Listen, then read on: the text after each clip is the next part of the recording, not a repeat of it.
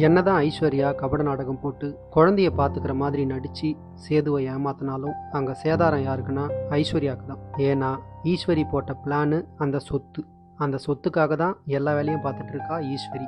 இப்ப குழந்தைய கொல்றதுக்கு போட்ட திட்டமே ஐஸ்வர்யாவுக்கு தெரியாது. ஆனா அந்த வலையில ஐஸ்வர்யா வந்து மாட்டிக்கிட்டா. இப்ப ஐஸ்வர்யா ஹாஸ்பிட்டல்ல சீரியஸா இருக்கா. அந்த பக்கம் ஹாஸ்பிட்டலில் ஐஸ்வர்யா சீரியஸாக இருக்கும்போது அவங்களுக்கு கொஞ்சம் பிளட் தேவைப்படுது. யாராவது பிளட் இருந்தால் கொடுங்க அப்படின்னு சொல்லி டாக்டருங்க எமர்ஜென்சின்னு கேட்குறாங்க. ஆனால் அங்கே இருந்த யாரோட பிளட்டும் அவங்களுக்கு ஒத்து வரல. ஹாஸ்பிட்டல்லையும் ஐஸ்வர்யாவுக்கு தேவையான பிளட் அங்கே ஸ்டாக்ல இல்லை.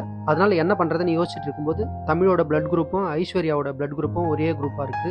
இப்போ தமிழுக்கு ஃபோன் பண்ணி ஐஸ்வர்யா கொஞ்சம் பிளட் கொடுக்கணும், ஐஸ்வர்யா சீரியஸாக இருக்காங்க, உன்னால் ஹாஸ்பிட்டலுக்கு வர முடியுமா அப்படின்னு கேட்குறாங்க. தமிழ் கொஞ்சம் யோசிச்சுட்டு ஓகே, என் புள்ள உயிரை காப்பாற்றினவ இவ, இப்போ என் பிள்ளைய வேற பார்த்துக்கிட்டு இருக்கா, அதனால அவளுக்கு ரத்தம் கொடுக்கலாம் அப்படின்னு ஹாஸ்பிட்டலுக்கு வந்து பிளட் கொடுக்குறாங்க. பிளட் கொடுத்ததுக்கப்புறம் ஓரளவு ஐஸ்வர்யாவோட உடம்பு நார்மல் ஆகுது.